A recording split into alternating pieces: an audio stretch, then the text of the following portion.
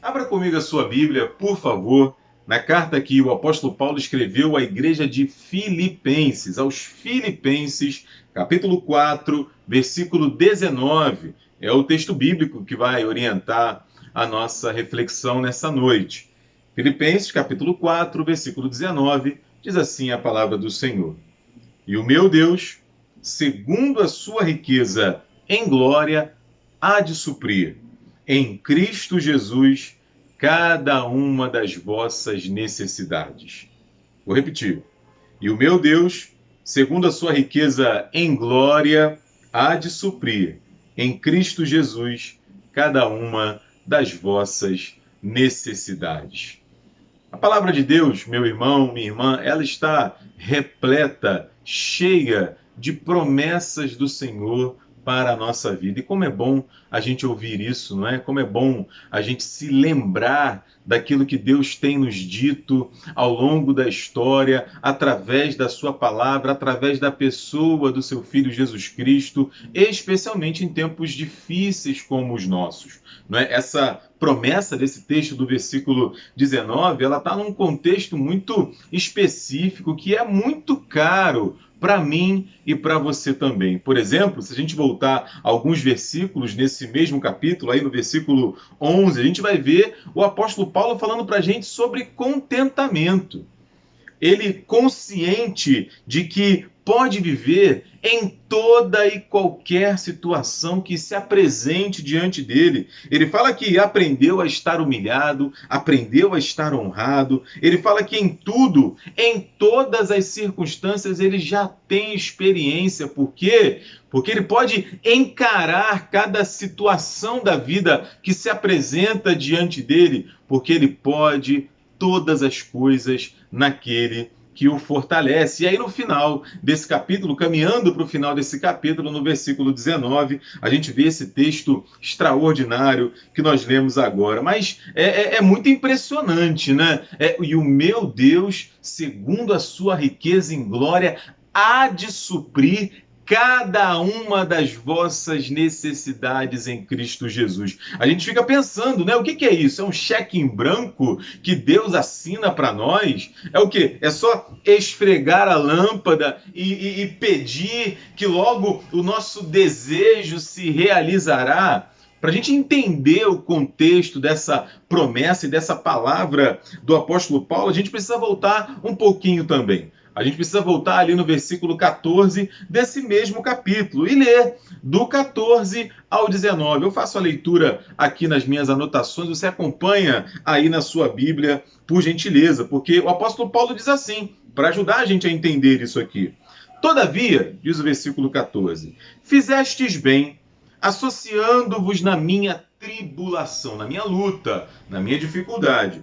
E sabeis também vós, ó Filipenses, que no início do Evangelho, quando eu parti da Macedônia, nenhuma igreja se associou comigo no tocante a dar e receber, senão unicamente vós outros. O que o Paulo está fazendo? Quando ele sai nas suas viagens missionárias, quando ele sai para anunciar o Evangelho, as outras igrejas que já estavam estabelecidas naquele momento da história não puderam auxiliá-lo financeiramente. É disso que ele está falando aqui, exceto a igreja de Filipos, a igreja que estava em Filipenses. A gente sabe que o Paulo tinha muito cuidado com isso, ele trabalhava além da igreja, ele fazia tendas, ele era um artesão, e muitas vezes não era possível conciliar as duas demandas, e aí ele precisava do auxílio dos irmãos. E ele diz que nesse momento da história, a igreja de Filipos, a igreja de Filipenses foi sensível à sua necessidade. É isso que ele está falando aqui. Aí o texto continua, versículo 16. Porque até para Tessalônica mandastes não somente uma vez, mas duas, o bastante para as minhas necessidades. Não que eu procure o donativo, ou seja, esse não era o objetivo dele, não é? Mas o que realmente me interessa é o fruto que aumente o vosso crédito. Ou seja, o que o apóstolo Paulo estava prestando atenção e preocupado era exatamente essa sensibilidade do coração dos filipenses. Aí ele diz no versículo 18, olha, eu recebi tudo eu tenho abundância, estou suprido. Desde que Epafrodito me passou às mãos o que me veio da vossa parte como aroma suave, como um sacrifício agradável, aceitável e aprazível a Deus. Essa oferta, ele está dizendo, que vocês encaminharam para mim, na verdade, ela foi uma oferta para o próprio Deus. E aí no versículo 19 ele diz: e o meu Deus, segundo a sua riqueza em glória, há de suprir em Cristo Jesus cada uma das vossas necessidades. Qual é o contexto aqui, então, para a gente entender essas palavras do apóstolo Paulo? Paulo está falando da generosidade dos filipenses. Não apenas falando, mas ele está agradecendo. Isso aqui é um texto de ações de graças. O Paulo está reconhecendo aquilo que os crentes da igreja de Filipos fizeram por ele. O que me encaminhou para esse texto também no dia de hoje foi exatamente uma fala, uma reflexão sobre gratidão. A Cristina Helena, nossa irmã da nossa igreja, me encaminhou um vídeo pelo WhatsApp essa semana e nós estávamos conversando. E o vídeo, uma psicóloga falava sobre isso, sobre gratidão, sobre a gente reconhecer o bem, o bom da vida. E ela falou uma coisa que me tocou bastante, porque ela disse que gratidão é uma maneira, é um modo transformador de enxergar a vida, de enxergar a realidade, de reconhecer naquilo que se apresenta diante de nós, em cada lance, em cada etapa da nossa vida, a bondade, o cuidado, a misericórdia de Deus. É isso que o Paulo está fazendo aqui. Ele está olhando para a vida e, a despeito da tribulação e da dificuldade, ele está reconhecendo aquilo que é bom, especialmente o auxílio dos filipenses. Eles ajudaram o apóstolo quando ele estava precisando de auxílio financeiro. É interessante que o Paulo usa, inclusive, metáforas econômicas, metáforas bancárias para falar sobre esse auxílio. Ele fala: vocês se associaram a mim. Ele fala do crédito dos filipenses, ele fala do donativo, tudo isso para demonstrar a sua gratidão pela ação dos filipenses. Graças a ele, o Paulo estava suprido. Ele não precisava de nenhuma oferta a mais naquele momento, pelo menos. Os filipenses agiram como alguém que, de fato, entendeu o ensino do Senhor Jesus, que o apóstolo Paulo mesmo repete, escrevendo, como Lucas escreve nos Atos dos Apóstolos, que mais bem-aventurado, mais feliz, mais abençoado é dar do que receber. E aí, com o coração transbordando de gratidão, o Paulo, que não tinha nada de valor para dar, na verdade ele está aqui agradecendo exatamente o auxílio dos filipenses, ele decide retribuir, decide abençoá-los com uma oração. Exatamente, meus irmãos, com uma oração. É isso que os comentaristas bíblicos concordam que acontece nesse versículo 19 de Filipenses 4. O Paulo está orando, intercedendo pelos filipenses, pedindo, que o seu Deus, segundo a sua riqueza em glória, supra em Cristo Jesus as necessidades dos filipenses. Veja, não é aqui uma promessa que o Paulo faz de retribuição. Como se ele dissesse o seguinte: olha só, filipenses, assim como vocês se importaram comigo, e por que vocês se importaram comigo, olha, tenham certeza, Deus vai olhar para vocês também, Deus vai se importar com vocês também. Não, não é isso, não pode ser isso, porque Deus não trabalha com retribuição, com débitos e créditos, com toma lá da cá. Não, esse não é, de maneira alguma, o Deus que o apóstolo Paulo prega, ensina, fala. Esse não é o Deus bíblico. E a gente vê exatamente essa correspondência nos versículos 16, 18 e 19. Se você está com a Bíblia aberta, você vai acompanhar aí. Porque olha só, no versículo 16, o Paulo fala das necessidades dele, que foram supridas pelos filipenses. E aí no versículo 19, ele fala das necessidades dos filipenses, que ele pede a Deus que sejam supridas pelo Senhor. Inclusive a própria palavra suprir ela se repete no versículo 18 em relação ao apóstolo Paulo, cujas necessidades foram supridas pelos filipenses, e aí no versículo 19 ele pede a Deus, ele roga ao Senhor que as necessidades dos filipenses também sejam correspondidas, supridas pelo nosso Deus. Então, a ideia do texto, como a gente viu aqui, é Paulo reconhecer, agradecer ao Senhor pelo auxílio, pela generosidade dos filipenses. E ele faz isso através de uma oração.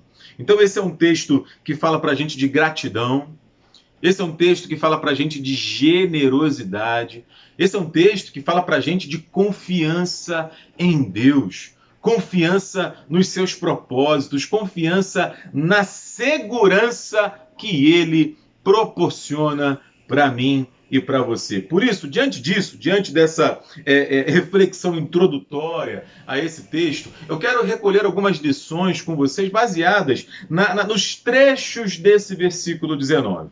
Então eu quero pensar em cada uma das expressões que o Paulo utiliza aqui e aí refletir com você acerca da palavra do Senhor. Beleza? Então vamos lá. Primeiro, o Paulo fala assim, né? Ele fala, e o meu Deus, e o meu Deus. Os comentaristas bíblicos, eles concordam que essa é uma expressão muito rara nas cartas e nas palavras do apóstolo Paulo. Ela aparece cerca de 6 vezes apenas, né? O Paulo dizendo, e o meu Deus, né? Esse possessivo pessoal, ele vai aparecer na própria carta aos Filipenses, no capítulo 1, no versículo 3, e ao longo de toda a literatura paulina, apenas mais 4 vezes. É o Paulo trazendo para a gente a ideia de um relacionamento pessoal com Deus. O Paulo, ele sabe que Deus é alguém com quem ele fala, que o ouve, que o acompanha, ou seja, é alguém com quem ele se relaciona, porque Deus, meu irmão, minha irmã, antes de tudo, é uma pessoa. É uma pessoa. Deus não é uma coisa, Deus não é uma ideia, Deus não é um lugar, Deus não é um objeto, uma estátua ou qualquer outra coisa que a gente imagine. Deus é um ser pessoal.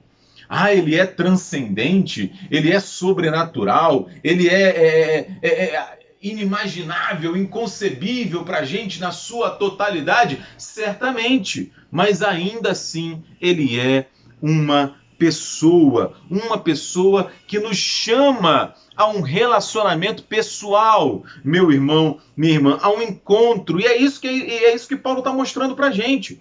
O Paulo está falando com Deus, escrevendo essa carta aos Filipenses na perspectiva de uma experiência pessoal com o Senhor. Uma experiência pessoal, por exemplo, nesse sentido aqui, do ponto de vista da providência, da suficiência que Deus proporciona a cada um de nós, né? Perdão. E isso, como eu falei, ele está vivendo exatamente nesse momento.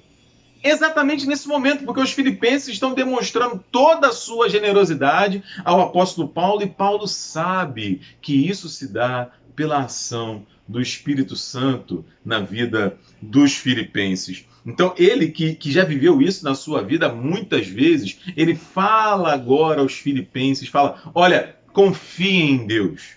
Confiem em Deus. Ele já provou por A, mais B, mais C, que ele é capaz, ele tem cuidado de nós. Né? Ele já viveu isso em sua vida e agora está compartilhando com os filipenses, compartilhando comigo e com você também. E é muito interessante ver ao longo da revelação bíblica que essa iniciativa do relacionamento de Deus conosco, né, é sempre dele.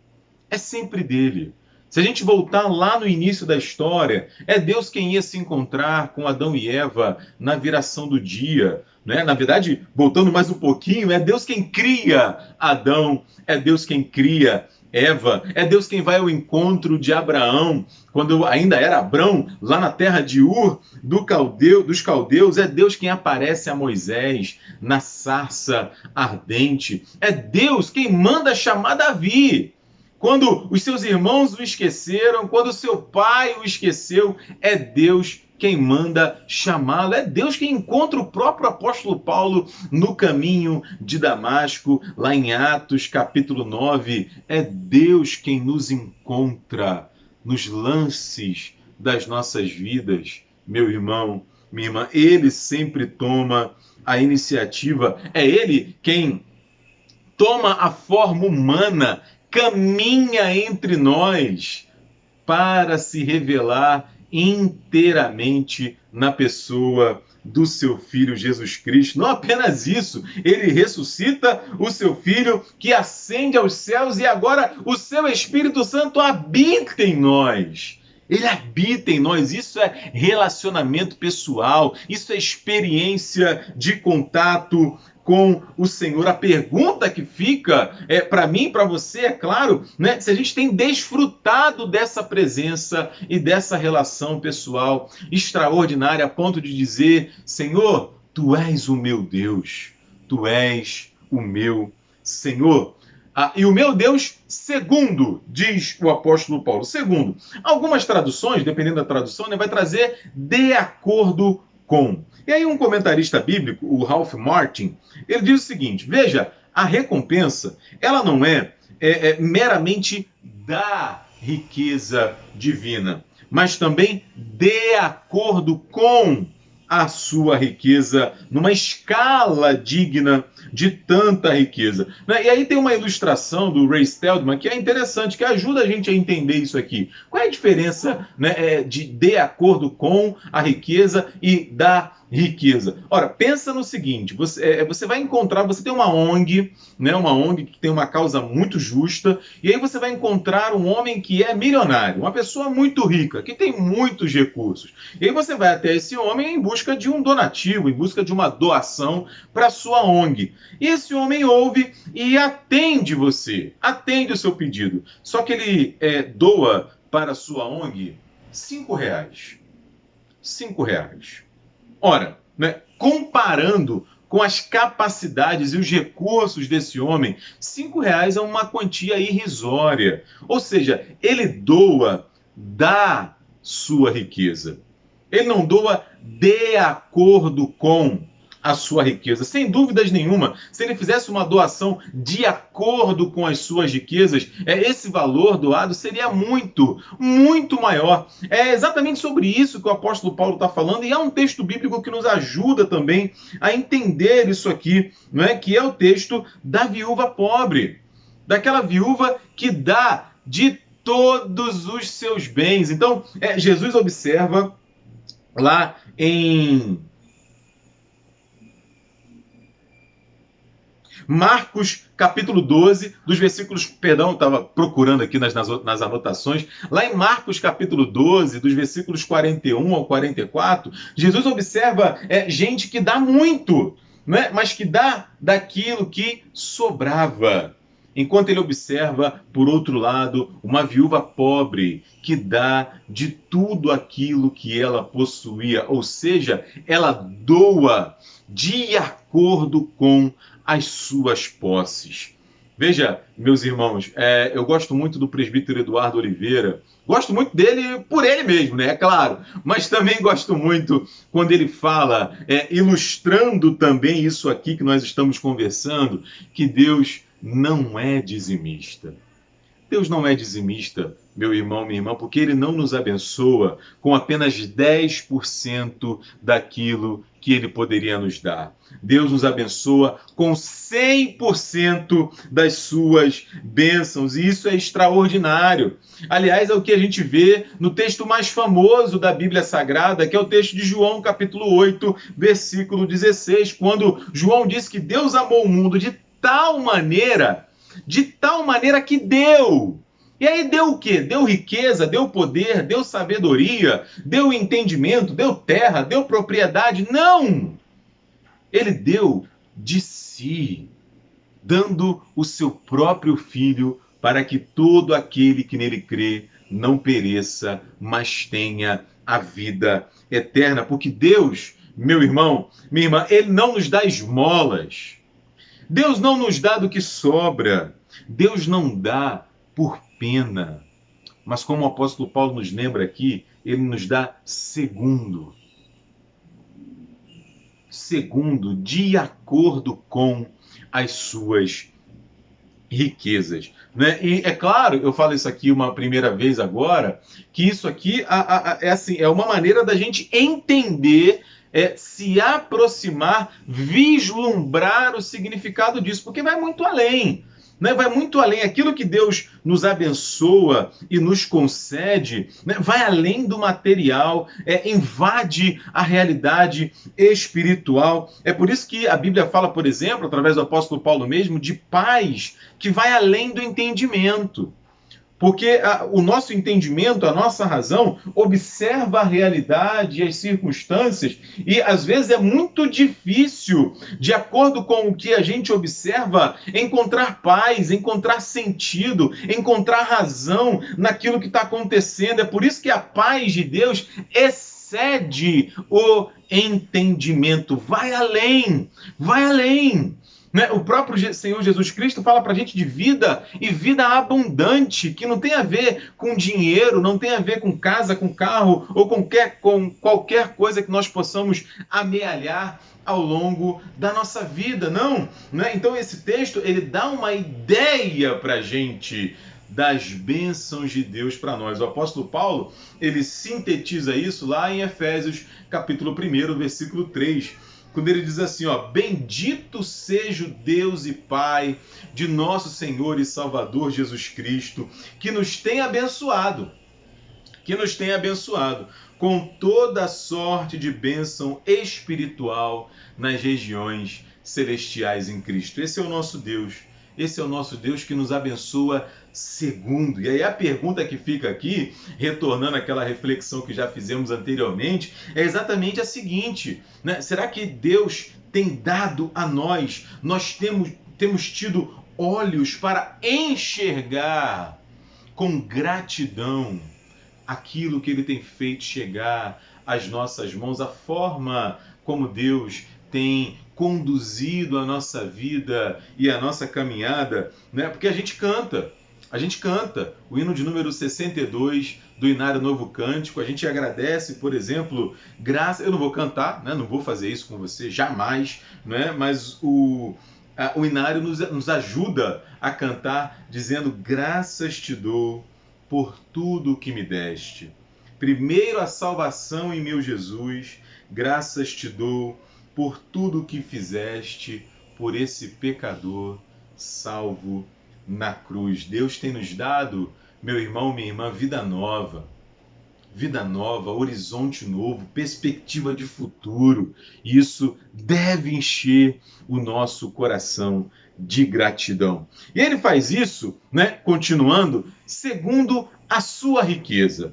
Segundo a sua riqueza. Fiquei pensando nisso, né? Porque a Bíblia nos mostra que Deus, falar de riqueza material, a Bíblia fala que Deus é o dono do ouro e da prata, né? O céu, a terra, a sua plenitude, tudo pertence ao Senhor. Então, como que a gente pode entender essa riqueza em glória? Eu achei dois versículos bíblicos. O texto de Romanos 11, 33... e o texto de Efésios, capítulo 2, versículos de 4 a 7. Porque o texto de Romanos 11, 33 fala da riqueza do conhecimento de Deus.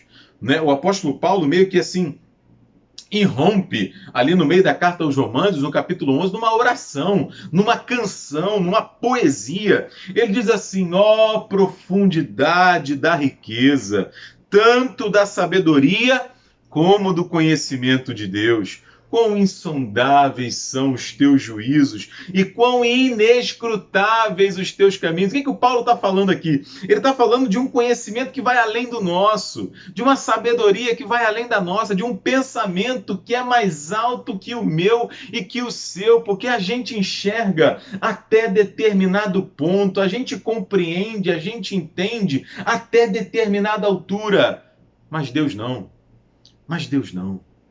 E essa é uma riqueza com que ele nos abençoa. Primeiro, compartilhando desse conhecimento conosco, tanto quanto nos é possível entender, iluminados pelo Espírito Santo. E depois, nos dando confiança e esperança de que se a gente não entende, porque limitados somos, ele entende e ele é bom e nós podemos confiar nele. Então é com essa riqueza de glória que Cristo nos abençoa, né? Mas não apenas isso, de Romanos 11:33, mas também como vemos em Efésios 2, dos versículos 4 a 7, quando Paulo fala da riqueza da graça, da riqueza da misericórdia de Deus, manifestas, claro, na pessoa do seu Filho Jesus Cristo, de forma última, maravilhosa, especial para cada um de nós. O Paulo diz assim: mas Deus,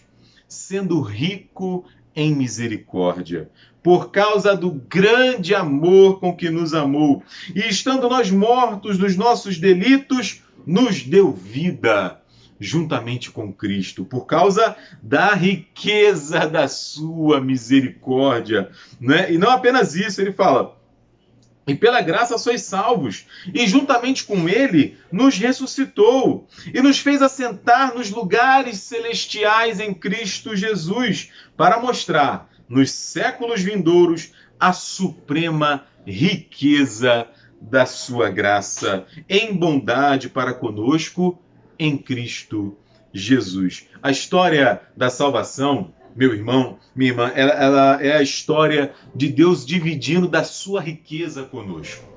Não apenas da sua riqueza, mas literalmente de si, entregando o seu filho na cruz, ressuscitando o seu filho, enviando o seu Espírito para habitar em nós.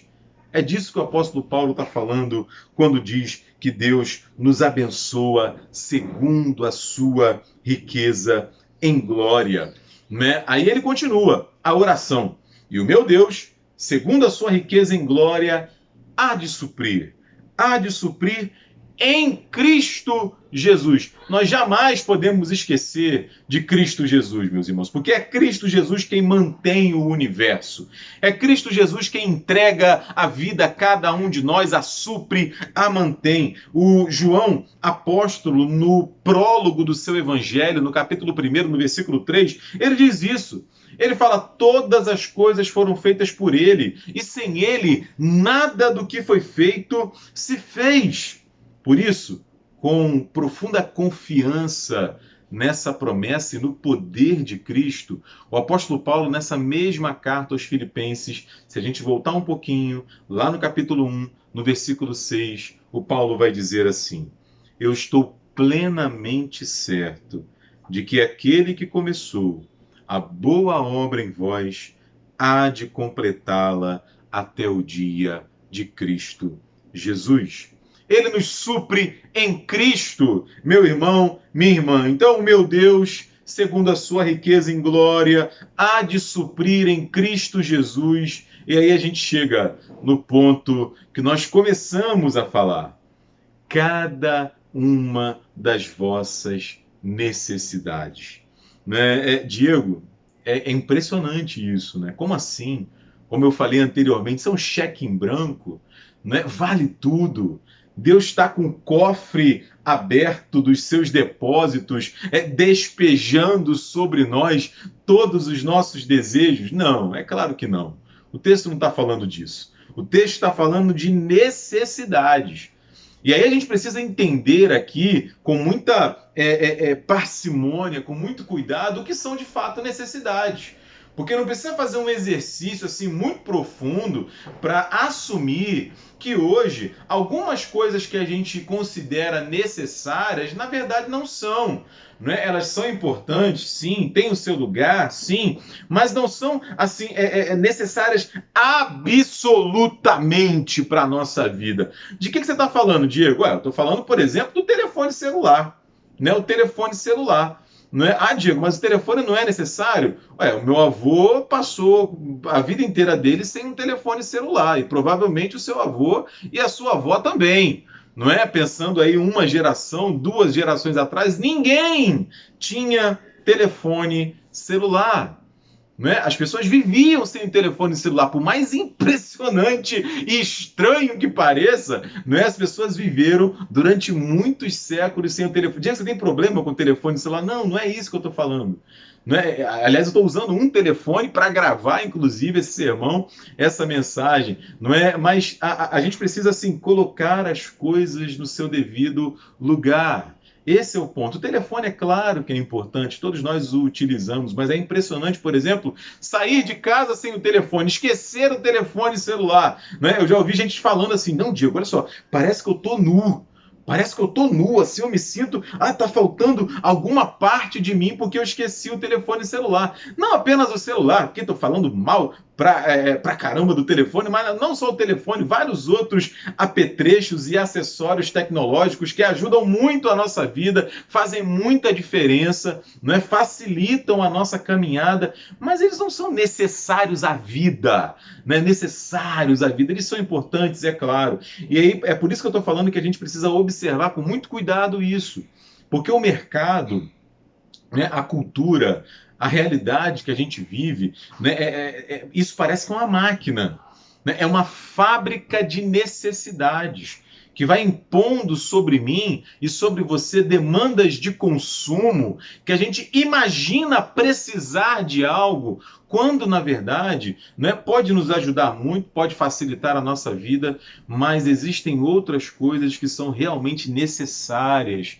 à nossa caminhada. Por exemplo, Diego, por exemplo, segurança. Segurança. Por exemplo, saúde. Por exemplo, uma noção de pertencimento. Amor. Amor correspondido, amor verdadeiro. Não é? Por exemplo, realizarmos os nossos sonhos, termos projetos, expectativas para o amanhã, esperança. São realidades que eu e você precisamos. E aí, não é, eu peço que você tenha muita atenção, a gente já está caminhando para o final. A gente precisa ter muito cuidado, porque o problema reside quando a gente começa a achar que a gente só encontra segurança, por exemplo, naquilo que a gente constrói. Numa boa casa, uma boa reserva financeira, um bom carro. Só nisso será que está a nossa segurança? Não é quando a gente encontra saúde apenas numa vida regrada, em comer bem, fazer exercícios. Será que é só nisso que nós encontramos saúde? Quando a gente encontra, quando a gente imagina que encontra pertencimento apenas nas relações que a gente constrói, nos grupos que a gente organiza, que a gente encontra amor apenas na relação de um com o outro, quando a gente encontra realização apenas nos projetos que a gente consegue levar até o fim, quando a gente conquista determinado objetivo. Né? Perceba a minha ênfase em cada uma dessas proposições no apenas. Porque é claro que nós somos responsáveis em grande parte, né, em boa parte, daquilo que a gente tem feito com a nossa vida, da forma como a gente tem encaminhado a nossa história. Mas, meu irmão, minha irmã, nós não nos bastamos. Nós não nos bastamos, nós não somos autossuficientes. É exatamente por isso, exatamente porque tem essa consciência que o apóstolo Paulo ora, intercedendo pelos filipenses, e hoje essa palavra vem ao meu coração e o seu. Porque só Deus, segundo a sua riqueza em Cristo, pode suprir as nossas necessidades verdadeiras de segurança, saúde, pertencimento, de amor, de realização, de completude, não apenas nesta vida, mas também para a eternidade. É por isso que nós precisamos orar e acolher estas palavras do apóstolo Paulo, porque, meu irmão, minha irmã, Deus tem promessas para nós ao longo de toda a Escritura. E o Paulo registra esta aqui nesse texto de Filipenses, capítulo 4, versículo 19, lembrando da generosidade dos filipenses, do cuidado dos filipenses com ele. Ele ora. E essa oração eu peço a Deus que atinja a mim e atinja a você hoje também. Que o nosso Deus, segundo a sua riqueza, supra as nossas necessidades hoje também em Cristo Jesus, segundo a multidão das suas riquezas. Que Deus nos abençoe. Uma boa semana para nós. Amém.